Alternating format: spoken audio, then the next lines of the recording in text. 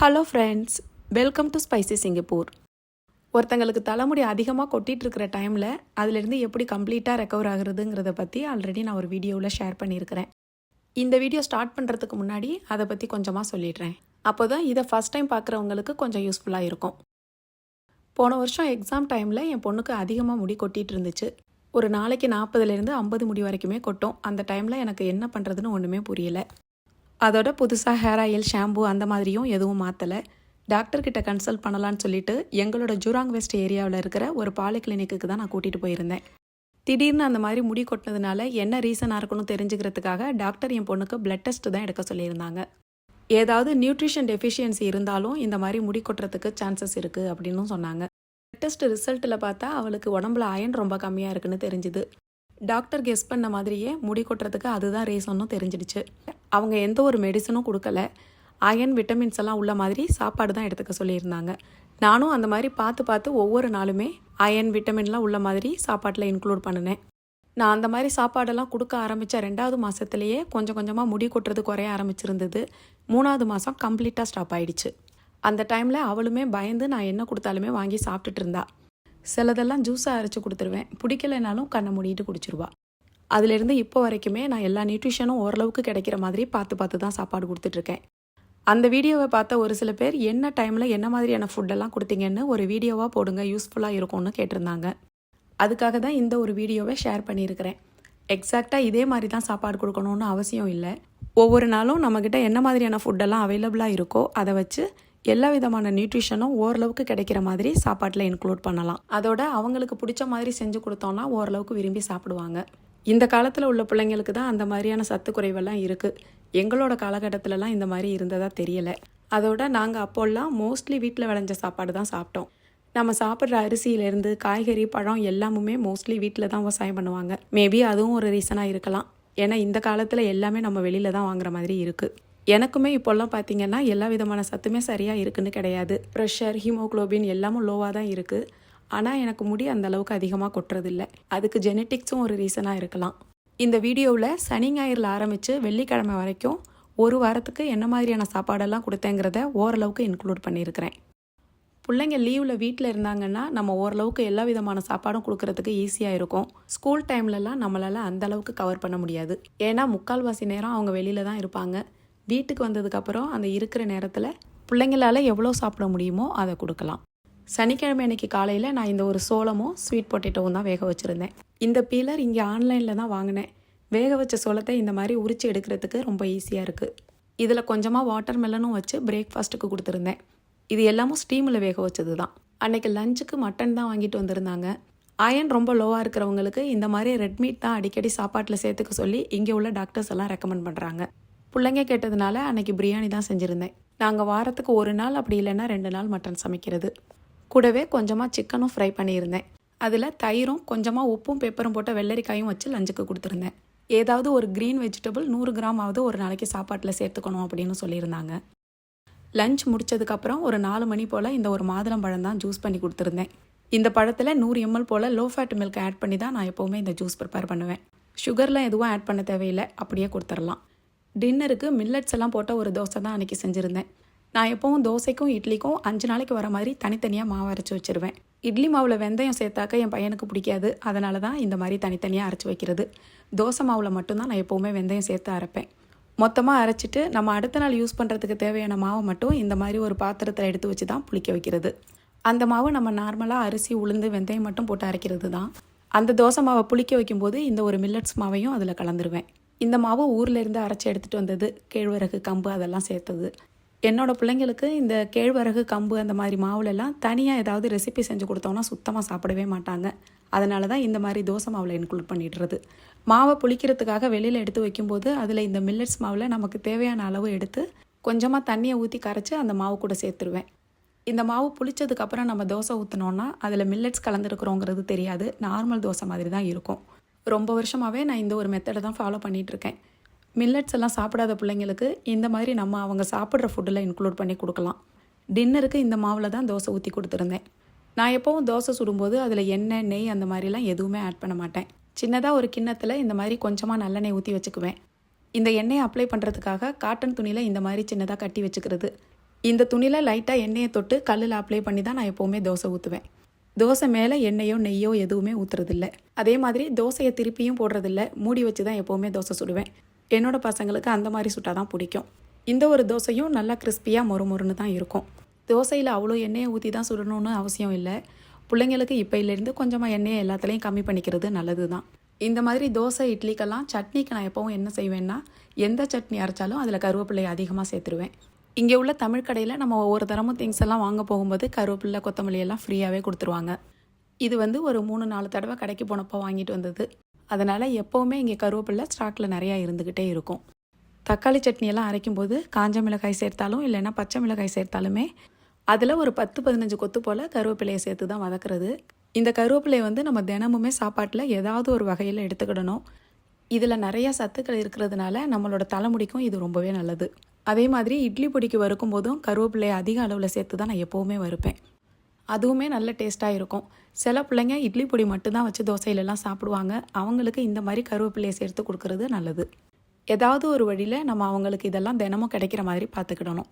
Millet மாவு கலந்து சுட்ட தோசையில் கருவேப்பிலை சேர்த்து அரைச்ச தக்காளி துவையலும் தேங்காய் சட்னியும் தான் டின்னருக்கு கொடுத்துருந்தேன். அப்புறம் நான் முக்கியமாக தினமும் கொடுக்குற இன்னொரு விஷயம் என்னென்னா, இந்த ஒரு சோயா மில்க்கு தான். 2 கப் அளவு சோயாவை ஊற வச்சோன்னா அதில் 1 லிட்டருக்கு மேலேயே பால் கிடைக்கும். ஒரு நாளைக்கு 200 ml போல் 5 நாளைக்கு நான் கொடுத்துருவேன்.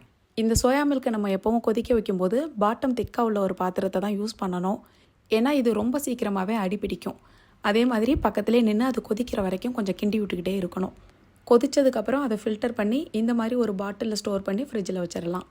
நம்ம வீட்டிலே ப்ரிப்பேர் பண்ணுற இந்த ஒரு பாலை நம்ம 5 நாள் வரைக்குமே ஃப்ரிட்ஜில் வச்சு யூஸ் பண்ணிக்கலாம். கெட்டு போகாது, நல்லாவே இருக்கும். தினமும் 200 ml பாலில் கொஞ்சமாக சுகர் மட்டும் சேர்த்து மிக்ஸ் பண்ணி கொடுத்துருவேன். டின்னரோட இந்த பாலையும் சேர்த்து கொடுத்தாச்சு. அடுத்த நாள் ஞாயிற்றுக்கிழமை காலையில் பிரேக்ஃபாஸ்ட்டுக்கு மில்க் பிரெட்டு தான் ரெடி பண்ணிகிட்டு இருந்தேன். இதுக்கு பால், கொஞ்சமாக பட்டர், அப்புறம் நாட்டு சக்கரை கொஞ்சமாக சேர்த்து அது கொதித்து நல்லா திக்காகி வரும்போது டோஸ்ட் பண்ண ப்ரெட்டை கட் பண்ணி அதில் சேர்த்துடணும். பாலெல்லாம் அந்த ப்ரெட்டில் அப்சார்ப் ஆகி நல்ல டேஸ்ட்டாக இருக்கும். பிள்ளைங்களுக்கு இது பிடிக்குங்கிறதுனால எப்போவாவது இதை செய்வேன். கூடவே கொஞ்சம் நட்ஸையும் வச்சு இன்றைக்கி பிரேக்ஃபாஸ்ட்டுக்கு கொடுத்தாச்சு. கொஞ்சம் லேட்டாக 11 மணி போல் ஒரு ஆப்பிள் கட் பண்ணி கொடுத்துருந்தேன். லஞ்சுக்கு இன்றைக்கி மீன் வறுவலும் மீன் குழம்பும். மீன் குழம்புல நான் எப்போவுமே வெண்டைக்காய், மாங்காய் எல்லாம் போட்டு தான் வைப்பேன். என் பொண்ணுக்கும் பிடிக்கும். கூடவே கொஞ்சமாக கீரை பொரியலும் இன்றைக்கி செஞ்சுருந்தேன். கீரையை வாரத்துக்கு 2 இல்லைன்னா 3 நாள் சாப்பாட்டில் சேர்த்துக்கிறது நல்லது. இதுதான் ஞாயிற்றுக்கிழமை கொடுத்த லஞ்சு. 4 மணி போல் கேரட்டு, பீட்ரூட் 2ம் சேர்த்து ஜூஸ் தான் அரைச்சி கொடுத்துருந்தேன். முடி பிள்ளைங்களுக்கு அதிகமாக கொட்டிகிட்டு இருக்குன்னா வாரத்துக்கு ஒரு 4 நாளாவது இந்த ஒரு ஜூஸை கொடுக்கறது நல்லது. அன்றைக்கி டின்னருக்கு காய்கறி எல்லாம் நிறையா சேர்த்து ஒரு வெஜிடபிள் பாஸ்தா செஞ்சுருந்தேன். இந்த பாஸ்தா ரெசிப்பியை நம்ம ப்ரெஷர் குக்கர்லேயே ஈஸியாக செஞ்சிடலாம். பீன்ஸ், கேரட், பாஸ்தாலாம் போட்டு ஃபஸ்ட்டு கொதிக்க ஆரம்பித்ததுக்கப்புறம் காலிஃப்ளவர், உருளைக்கிழங்கு அதெல்லாம் சேர்த்து ஒரு 3 விசில் வச்சா போதும், நல்லா வெந்துடும். இதில் கொண்டக்கடலை, பச்சை பட்டாணி எல்லாமும் கூட ஆட் பண்ணிக்கலாம். அதுவுமே நல்லாயிருக்கும். இந்த பாஸ்தா ரெசிப்பியை எப்போவும் ஒரே மாதிரி செய்யாமல் ஒவ்வொரு தடவையும் டிஃப்ரெண்ட்டான காய்கறிகள் சேர்த்து தான் செய்வேன். கூடவே ஒரு வாழைப்பழமும் வச்சு இன்றைக்கி டின்னர் கொடுத்தாச்சு. கொஞ்சம் லேட்டாக எப்போவும் கொடுக்கறது தான் 200 ml போல் சோயா மில்க்கும் கொடுத்துட்டேன். அடுத்த நாள் வந்து மண்டே, காலையிலேயே ஸ்கூல் போகிற நேரம். இன்றைக்கி இட்லி ஊற்றுறதுக்கு தான் மாவு எடுத்திருந்தேன். இட்லி மாவும் அதே மாதிரி தான் 5 நாளைக்கு வர மாதிரி மொத்தமாக அரைச்சி ஒவ்வொரு நாளைக்கு நம்ம யூஸ் பண்ணுறதுக்கு தேவையான அளவு மாவை மட்டும் தனியாக ஒரு பாத்திரத்தில் எடுத்து வச்சு தான் வெளியில் புளிக்க வைக்கிறது. இந்த மாதிரி செஞ்சோன்னா 5 நாளுமே இட்லி நல்லா சாஃப்டாக புதுசாக அரைச்ச மாவில் சுட்ட மாதிரியே நல்லா ஃப்ரெஷ்ஷாக இருக்கும். இட்லிக்கு நான் எப்போவுமே இந்த மாதிரி துணி யூஸ் பண்ணி தான் சுடுவேன். கூடவே ஒரு முட்டையும் வேக வச்சுருந்தேன். எல்லா பிள்ளைங்களுக்குமே தினமும் அட்லீஸ்ட் 2 முட்டையாவது கொடுக்கணும். இன்றைக்கி வந்து சட்னி வதக்காமல் அப்படியே ராவாகவே அரைச்சிட்டேன். இதில் தக்காளி, வெங்காயம், பச்சை மிளகாய், அப்புறம் ஒரு 7-8 கொத்து போல் கருவேப்பிலை, கூடவே கொஞ்சம் கொத்தமல்லி இலை எல்லாமும் சேர்த்து அரைக்கலாம். இதோட டேஸ்ட்டு கொஞ்சம் டிஃப்ரெண்ட்டாக நல்லாயிருக்கும். என் பையன் இதை க்ரீன் சட்னின்னு சொல்லுவான். அப்பப்போ இந்த மாதிரி அரைப்பேன். இதை ஃப்ரெஷ்ஷாக அன்னன்னைக்கும் அரைச்சி கொடுக்கலாம். ஸ்டோர் பண்ணி வச்சா இது அந்தளவுக்கு நல்லா இருக்காது. கொஞ்சம் நேரம் ஆனால் லைட்டாக கசக்கிற மாதிரி இருக்கும். 2 மீடியம் சைஸ் இட்லி, ஒரு முட்டை, இதுதான் இன்றைக்கி ஸ்கூலுக்கு போகிறதுக்கு முன்னாடி என் பொண்ணுக்கு கொடுத்துருந்தேன். சில நாளைக்கு ஒரு இட்லி தான் சாப்பிடுவா. வீட்டுக்கும் கீழே தான் பஸ் ஸ்டாப் இருக்குது. லிஃப்ட்லேருந்து இறங்கி பஸ் ஸ்டாப் போகிறதுக்குள்ளே சாப்பிட சொல்லி அவிச்ச முட்டையை கையிலேயே கொடுத்து விட்ருவேன். 2 நாளாக லஞ்சுக்கு நான்வெஜ் கொடுத்ததுனால இன்றைக்கி வந்து கீரை சாம்பார் தான் வச்சுருந்தேன். கூடவே வெண்டைக்காய் பொரியல், பெப்பர், உப்பு போட்ட முட்டை ஆம்லெட், அப்புறம் அம்மா ஊர்லேருந்து கொடுத்து அனுப்புன வடகம் கொஞ்சம் பொரிச்சு வச்சுருந்தேன். இதுதான் ஸ்கூல் விட்டு வந்ததும் இன்றைக்கி லஞ்சுக்கு கொடுத்துருந்தேன். இங்கே வந்து ஸ்கூலுக்கு லஞ்ச் கொடுக்குற வேலையெல்லாம் எனக்கு இல்லை. ஏன்னா ஸ்கூல்லையே கேன்டீன்லாம் இருக்கும், அங்கேயே சாப்பிட்டுப்பாங்க. சாப்பிடாம வர அன்னைக்கு மட்டும் நான் வீட்டில் சமைச்சிருவேன். ஈவினிங்கில் ஸ்நாக்ஸுக்கு திராட்சையும் பிங்க் கொய்யக்காயும் கொடுத்துருந்தேன். டின்னருக்கு வந்து பிள்ளைங்க இன்றைக்கி பரீட்டோ செய்ய சொல்லியிருந்தாங்க. இதில் ரைஸும் வைப்பாங்க. நான் இன்றைக்கி வைக்கல. பிள்ளைங்களுக்கு என்ன மாதிரியான வெஜிடபிள்ஸ் பிடிக்குதோ அதை ஆட் பண்ணி நம்ம செஞ்சு கொடுக்கலாம். இதோட பேஸ்க்கு யூஸ் பண்ணுற இந்த டார்ட்டிலாவும் நான் வீட்டிலே தான் செஞ்சேன். ஓட்ஸை நல்லா பவுடர் பண்ணிவிட்டு அதில் கோதுமை மாவும் சேர்த்து இதை செய்யலாம். இதில் சிக்கன், அப்புறம் பிள்ளைங்களுக்கு பிடிச்ச வெஜிடபிள்ஸ், சீஸ் எல்லாம் வச்சு இன்றைக்கி இதை டின்னருக்கு செஞ்சாச்சு. இது ஒரு நல்ல ஹெல்த்தியான ரெசிபி. இந்த டார்ட்டிலாஸ் மட்டும் நம்ம வீட்டில் செஞ்சு வச்சுட்டோன்னா ப்ரிப்பேர் பண்ணுறது ரொம்பவே ஈஸி. இதெல்லாம் பிள்ளைங்களுக்காக தான் இப்போ நான் ட்ரை பண்ண ஆரம்பிச்சிருக்கேன். கூடவே எப்பவும் போல் கொஞ்சமாக சோயா மில்க். இதுதான் என்னைய டின்னர். அடுத்த நாள் செவ்வாய்க்கிழமை காலையில் என் பொண்ணு சீரியல் தான் கேட்டிருந்தா. இந்த ஒரு க்ரீன்ஃபீல்டு லோ ஃபேட் மில்க் தான் நான் பிள்ளைங்களுக்கு இப்போ யூஸ் பண்ணிகிட்ருக்கேன். இந்த பாலில் தினமும் ஒரு 200 ml போல் என் பையனுக்கும் கொடுத்துருவேன். இந்த பாலை ஹீட் பண்ணிவிட்டு அதில் கோகோ கிரஞ்சை கொஞ்சமாக ஆட் பண்ணிவிடுவேன். கூடவே ஒரு வேக வச்ச முட்டை. இது ரெண்டும் தான் இன்றைக்கி காலையில் பிரேக்ஃபாஸ்ட்டுக்கு கொடுத்தது. லஞ்சுக்கு சிக்கன் பிரஸ்ட்டில் உருளைக்கிழங்கெல்லாம் போட்டு ஒரு பெப்பர் ஃப்ரை தான் குக் பண்ணியிருந்தேன். இந்த மாதிரி போன்லெஸ் சிக்கனில் உருளைக்கிழங்கு போட்டு செய்கிற இந்த பெப்பர் ஃப்ரை என்னோடய பசங்களுக்கு ரொம்பவே பிடிக்கும். இந்த ஒரு ரெசிபியும் நான் அப்பப்போ செய்வேன். கூடவே ப்ரொக்கோலி, கேரட் போட்டு ஒரு சைட் டிஷ்ஷும் செஞ்சாச்சு. மோஸ்ட்லி ஒவ்வொரு நாளுமே 2 வெஜிடபிள் 2 ஃப்ரூட்ஸ் இருக்கிற மாதிரி பார்த்துக்குவேன். முன்னாடியெல்லாம் இந்த ப்ரொக்கோலியை நான் வெந்நீரில் கொஞ்சம் நேரம் போட்டு தான் குக் பண்ணுவேன். அந்த மாதிரி பண்ணுறதுனால அதில் உள்ள நியூட்ரிஷன்ஸில் பாதி போயிடும் அப்படின்னு அதுக்கப்புறம் தான் தெரிஞ்சுது. அதனால் இப்போல்லாம் பேக்கிங் சோடாவும் வினிகரும் வச்சு தான் இதை வாஷ் பண்ணுறது. இந்த ரெசிபி ரொம்ப சிம்பிளாகவே செஞ்சிடலாம். பூண்டு மட்டும் நசுக்கி போட்டு அதில் கொஞ்சமாக பெப்பரும் உப்பு மட்டும் ஆட் பண்ணாலே போதும். நல்ல டேஸ்ட்டாக இருக்கும். இதுதான் இன்றைக்கி லஞ்சுக்கு கொடுத்துருந்தேன். ஈவினிங்கில் கொஞ்சமாக நட்ஸ் கொடுத்துருந்தேன். எப்போவும் இந்த மாதிரி நான் கொடுக்குறதுல இது கம்ப்ளீட்டாக சாப்பிடுமான்னா கிடையாது. சில நாளைக்கு முக்கால்வாசி, சில நாளைக்கு பாதி அளவு அந்த மாதிரி தான் சாப்பிடுவா. முடிஞ்சதை சாப்பிடட்டுமேனு நான் இதை ரொட்டீனாக ஃபாலோ பண்ணிக்கிட்டு தான் இருக்கிறேன். இன்றைக்கி நைட்டுக்கு தோசை தான் கேட்டிருந்தாங்க. அதனால் அந்த ஒரு மல்டிகிரெயின் தோசையும் தேங்காய் துவையலும் தான் அரைச்சிருந்தேன். தேங்காய் துவையல்லையுமே 4-5 கொத்து போல் கருவேப்பிலை ஆட் பண்ணி அரைச்சி பாருங்கள், ரொம்பவே நல்லாயிருக்கும். இந்த மாதிரி கருவேப்பிள்ளையை பச்சையாக துவையலில், சட்னிலெல்லாம் வச்சு அரைச்சி சாப்பிட்றது ரொம்பவே நல்லது. எதுலெல்லாம் இதை சேர்க்க முடியுமோ அதிலெல்லாம் மோஸ்ட்லி இதை சேர்த்துடுவேன். அதோட குழம்பு, சட்னி எல்லாம் நம்ம தாளிக்கிறதுக்கு யூஸ் பண்ணுற கருவேப்பிலையும் நான் தூக்கி போட மாட்டேன். அதையுமே சேர்த்தே சாப்பிட்ருவேன். நைட்டு சாப்பிட்டதுக்கப்புறம் ஒரு கொய்யக்காய் கட் பண்ணி கொடுத்துருந்தேன். பிள்ளைங்க ஸ்கூலுக்கு சாப்பாடு எடுத்துகிட்டு போகிற மாதிரி இருந்தால் இந்த மாதிரி ஃப்ரூட்ஸு, நட்ஸ் எல்லாம் ஸ்நாக்ஸாக வச்சு விட்டுறலாம். லஞ்ச் எடுத்துகிட்டு போகிறவங்களுக்கு தினமும் ஒரு காய், அப்புறம் ஒரு முட்டை அந்த மாதிரி வச்சு கொடுத்தீங்கன்னா ஓரளவுக்கு அன்னன்னைக்கு தேவையான நியூட்ரிஷன்ஸை நம்மளால் ஃபில் பண்ண முடியும். அடுத்து இது புதன்கிழமை அன்னைக்கு காலையில். அன்னைக்கு கொஞ்சம் ஏர்லியராக ஸ்கூலுக்கு போக வேண்டி இருந்ததுனால சாப்பாடு எதுவும் எடுத்துக்க முடியாதுன்னு ஜூஸ் தான் கொடுத்துருந்தேன். இந்த அவகோடாவில் 100 ml போல் பாலை சேர்த்து அரைச்சி இதை கொடுத்தாச்சு. இது அவங்க ஸ்கூலில் போய் பிரேக்கில் சாப்பிட்ற வரைக்கும் கொஞ்சம் வயிற்றுக்கு நல்லா ஃபில்லிங்காகவே இருக்கும். அன்றைக்கி லஞ்சுக்கு கீரையும் வெண்டைக்காயும் பொரியல் பண்ணியிருந்தேன். எல்லா விதமான வெஜிடபிள்ஸுமே இந்த பிள்ளைங்க சாப்பிட மாட்டாங்க. எது அவங்களுக்கு பிடிக்குதோ அது மட்டும்தான் நான் அடிக்கடி சமைக்கிறது. அதே மாதிரி என் பையனுக்கு பிடிக்கிறது பொண்ணுக்கு பிடிக்காது, அவளுக்கு பிடிக்கிறது என் பையனுக்கு பிடிக்காது. ஒவ்வொருத்தங்களுக்கும் பிடிச்ச காய்கறியை அவங்க சாப்பிட்ற மாதிரி சமைச்சு கொடுக்குறதுக்குள்ளேயே நமக்கு போதும்னு ஆயிடுது. எனக்கு என்னவோ இந்த ஜெனரேஷனில் உள்ள பிள்ளைங்களுக்கு தான் நம்ம இந்த மாதிரியெல்லாம் பார்த்து செய்கிற மாதிரி இருக்குன்னு நினைக்கிறேன். நம்மளோட காலத்துலலாம் மொத்தமாக சமைச்சு எல்லாருமே அதை தான் சாப்பிட்டுக்கிட்டோம். முட்டை, கீரை, வெண்டைக்காய் இதுதான் இன்றைக்கி லஞ்சுக்கு ரெடி பண்ணியிருந்தேன். ஈவினிங்கில் மாதுளம் பழத்தில் கொஞ்சம் பால் ஊற்றி அரைச்சி அந்த ஒரு ஜூஸ் கொடுத்தேன். இதுவும் அந்த லோ ஃபேட் மில்க் தான். இங்கே டாக்டர்ஸ் பிள்ளைங்களுக்கு கொடுக்குற பால் மோஸ்ட்லி லோ ஃபேட்டு தான் கொடுக்க சொல்கிறாங்க. நம்மளை மாதிரி பெரியவங்களுக்கும் லோ ஃபேட் மில்க் தான் சஜஸ்ட் பண்ணுறாங்க. அந்த பாலெல்லாம் டீ போட்டோன்னா நல்லாவே இருக்காது. ஃபுல் க்ரீம் மில்கில் தான் நான் எப்போவும் டீ எல்லாம் போடுறது. இந்த பிள்ளைங்க மோஸ்ட்லி பாஸ்தா ரெசிபி தான் செய்ய சொல்லுவாங்க. இன்றைக்கி சிக்கனில் கொஞ்சமாக பாஸ்தா மட்டும் போட்டு ஒரு டின்னர் ரெசிபி செஞ்சாச்சு. இதெல்லாம் ரொம்ப சிம்பிளாகவே செஞ்சிடலாம். கூடவே கொஞ்சம் கேரட்டும் வெள்ளரிக்காயும் கட் பண்ணி வச்சு கொடுத்துருந்தேன்.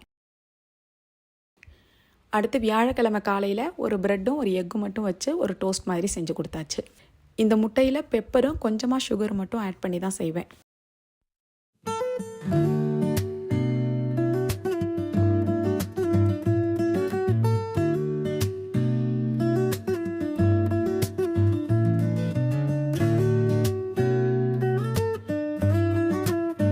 பக்கத்துலேயே முடிஞ்சதை சாப்பிடட்டும்னு கொஞ்சம் ஸ்வீட் பொட்டேட்டோவும் வேக வச்சுருந்தேன். ஒரு முட்டை, ஒரு ப்ரெட்டு, கொஞ்சமாக ஸ்வீட் பொட்டேட்டோ இதுதான் பிரேக்ஃபாஸ்ட்டுக்கு கொடுத்தேன். ஸ்கூல்லேருந்து இன்றைக்கி லேட்டாக தான் வருவாங்க, லஞ்ச் வேணான்னு சொல்லிட்டா. இங்கே உள்ள ஸ்கூல் கேன்டீன்லலாம் சைனீஸ், மலே, அப்புறம் வெஸ்டர்ன் ஃபுட்டு அந்த மாதிரி கேட்டகரியில் கிடைக்கும். ஒரு மீட்டு, ஒரு ஃப்ரூட்டு, ஒரு வெஜ்ஜு உள்ள மாதிரி ஹெல்த்தியர் சாய்ஸாக தான் இருக்கும். ஸ்கூல் கேன்டீன்லேயும் சாப்பிடுவாங்க. சில நாளைக்கு ஸ்கூலுக்கு வெளியிலையும் போய் மாலில் சாப்பிடுவாங்க. ஈவினிங் வீட்டுக்கு வந்ததும் ஒரு கிளாஸ் ஃபுல்லாக இந்த ஒரு வாட்டர் மெலனை ஜூஸ் பண்ணி கொடுத்துட்டேன். முடி கொட்டிகிட்டு இருந்த டைமில் ஒரு நாள் விட்டு ஒரு நாள் பீட்ரூட், கேரட், அப்புறம் பீட்ரூட், மாதுளம்பழம் அந்த மாதிரி காம்பினேஷனில் அடிக்கடி பீட்ரூட் ஆட் பண்ணி கொடுப்பேன். இப்போ கொஞ்சம் இடையில ஃப்ரூட்ஸை தான் ஆட் பண்ணிக்கிறேன். கொஞ்சம் லேட்டாக இந்த ஒரு கருப்பு கொண்டக்கடலையும் பட்டாணியும் வேக வச்சதை கொடுத்தேன். அவள் முன்னாடியே சொல்லிட்டா கொஞ்சம் தான் சாப்பிடுவேன், என்னால் முடியாதுன்னு. ஏதோ முடிஞ்சதை சாப்பிடட்டுமேனு விட்டாச்சு. நைட்டு சாப்பாட்டுக்கு சப்பாத்தி, அதே கருப்பு கொண்டக்கடலையும் பட்டாணியும் போட்ட ஒரு குருமா, அப்புறம் பன்னீர் பட்டர் மசாலாவும் செஞ்சுருந்தேன். வெள்ளிக்கிழமை காலையில் இந்த ஒரு கார்னும் ஸ்வீட் பொட்டேட்டோவும் தான் கொஞ்சமாக கொடுத்துருந்தேன். இந்த ஸ்வீட் பொட்டேட்டோலாம் கொஞ்சம் பொறுமையாக சாப்பிடணும், அவசரமாக சாப்பிட முடியாது. தொண்டையில் அடைக்கிற மாதிரி இருக்கும். அதனால் கார்ன் மட்டும் சாப்பிட்டுட்டு அதை வச்சுட்டு போயிட்டா. ஸ்கூலுக்கு லஞ்ச் எடுத்துகிட்டு போகிற பசங்களுக்கு இந்த வேக வச்ச ஸ்வீட் பொட்டேட்டோவை சின்ன சின்ன பீஸாக கட் பண்ணி வச்சு கூடவே ஏதாவது ஒரு ஃப்ரூட்டையும் வச்சு கொடுத்து விடலாம். பிள்ளைங்களுக்கு நல்ல ஃபில்லிங்காகவும் இருக்கும், ஹெல்த்தியரும் கூட. வெள்ளிக்கிழமை அன்னைக்கு எப்போவுமே கொஞ்சம் சீக்கிரமாகவே ஸ்கூல்லேருந்து வந்துடுவாங்க. லஞ்சுக்கு எல்லா காய்கறியும் போட்ட சாம்பார், கீரை பொரியல், அப்புறம் இந்த டோஃபு ஃப்ரையும் செஞ்சுருந்தேன். அவரைக்காய், கேரட், முருங்கைக்காய், கொத்தவரங்காய் அந்த மாதிரி எது கிடைக்குதோ எல்லா காய்கறியுமே போட்டு தான் நான் சாம்பார் வைப்பேன்.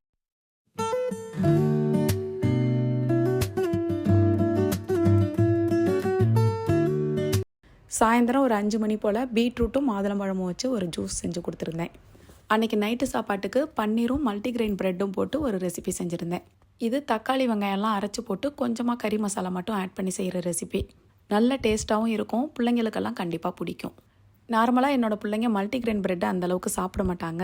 இந்த மாதிரி மசாலாலாம் ஆட் பண்ணி செய்யும்போது அது அந்த ப்ரெட்டில் தான் செஞ்சுருக்கோங்கிறது பிள்ளைங்களுக்கு சுத்தமாக தெரியாது. இதோட இது டேஸ்ட்டும் நல்லா இருக்கிறதுனால சாப்பிட்ருவாங்க. நைட்டு கொஞ்சம் லேட்டாக ஆரஞ்சு பழத்தில் ஜூஸ் பிழிஞ்சு கொடுத்துருந்தேன். இந்த மாதிரி தான் என்னோடய ஒரு வாரத்து ரொட்டீன் இருக்கும். எல்லா வாரமும் சாப்பாடு ஒரே மாதிரி இருக்காது. இதில் கொடுத்துருக்கிற எல்லா ஃபுட்டுமே இன்க்ளூட் பண்ணுவேன். ஆனால் குக்கிங் மெத்தடும் ஃபுட்டு காம்பினேஷனும் மட்டும் கொஞ்சம் டிஃப்ரெண்ட்டாக இருக்கும். இதில் நான் வேறு ஒரு சில காம்பினேஷனில் கொடுத்த லஞ்ச் ரெசிபி, அப்புறம் டின்னர் ரெசிபி எல்லாம் ஷேர் பண்ணியிருக்கிறேன். பிள்ளைங்களுக்கோ பெரியவங்களுக்கோ முடி அதிகமாக கொட்டுனுச்சுன்னா ஹேர் ஆயில், ஷாம்பு அந்த மாதிரி புதுசாக ட்ரை பண்ணாமல் சாப்பாட்டில் கொஞ்சம் ஃபோக்கஸ் பண்ணணுன்னா அதிலேருந்து ரெக்கவர் ஆக முடியும். இந்த வீடியோ பிடிச்சா லைக் பண்ணுங்கள். இதை பற்றி ஏதாவது கேட்கணுன்னா கண்டிப்பாக எனக்கு கமெண்ட் பண்ணுங்கள். தேங்க்யூ.